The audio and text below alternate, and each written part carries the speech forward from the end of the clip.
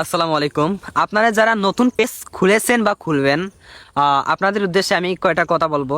যদি আপনি নতুন পেজ খুলেন বা খুলেছেন, তাহলে আজকের ভিডিও আপনার জন্য। আপনি যে আমার ভিডিওটা দেখতেছেন, এই ভিডিওতে একটা ভিউজ হচ্ছে, ওই ভিউ থেকে আমি একটা আর্নিং করতেছি, বা যেই টাকাটা আমার বা যে আর্নিং থেকে আমার ইনকাম হচ্ছে, টাকা আসতেছে, যাই আসুক আসতেছে।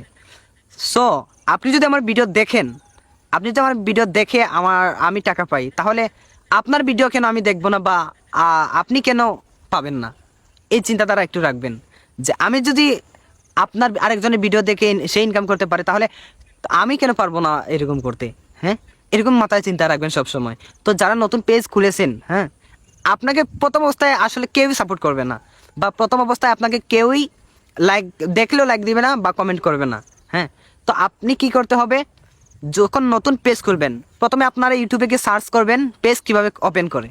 প্রথম আইডি থেকে একটা পেজ খুলবেন, ইউনিক একটা নাম দিবেন, পিক লাগাবেন, কভার পিক লাগাবেন, প্রোফাইল পিক লাগাবেন।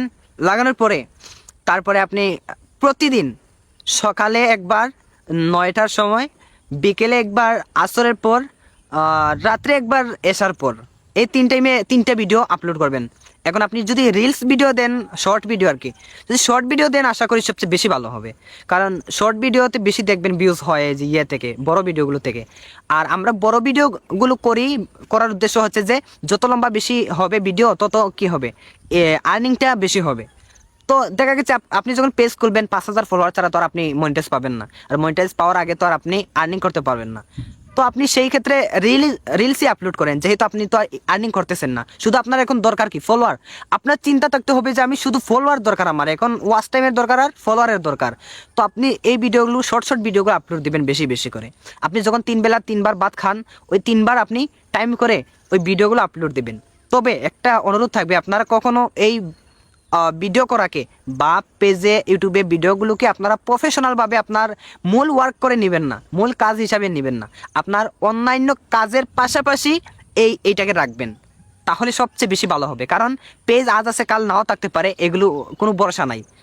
তো দেখা যাবে যখন আপনি এইটার উপরে ভরসা দিয়েছিলেন, আপনার পেজ হঠাৎ নাই হয়ে গেল, কিছু একটা সমস্যা হয়ে গেল, তখন তো আপনার সব শেষ। না পেজ পাইবেন, না টাকা পাবেন, না আর্নিং পাবেন, না ফলোয়ার পাবেন, না কিছুই পাবেন না। তারপর দেখতেছেন আপনি না খেয়ে মরতেছেন, কারণ আপনার এটা প্রফেশনালভাবে ছিল।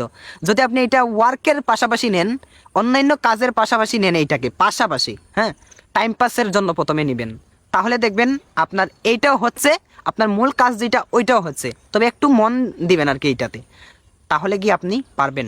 আরেকটা কথা হলো, কে কি বললো পিছনে, ওইটা একটুকুও তাকাবেন না। কে কি বললো এটা বলতে থাকুক, মানুষ মানুষ অনেক কিছুই বলবে, তো মানুষের দিকে না তাকাবেন না। এমনভাবে নিজেকে গড়ে তুলুন, যারা আপনার পিছনে বদনাম করতেছে, যারা আপনার পিছনে আপনার বদনাম গাইতেছে, আপনাকে গালি দিতেছে, তারা যেন এসে আপনার সাথে সেলফি নেয়, এমনভাবে নিজেকে গঠন করবেন। অনেক অনেক দূরে গিয়ে যান, আপনাদের জন্য দোয়া রইল। আর আমার পক্ষ থেকে এই কয়েকটা আপনাদেরকে সাজেশন ছিল, এই জন্য বলছি। সবাই ভালো থাকবেন, আমার জন্য দোয়া করবেন। আসসালামু আলাইকুম।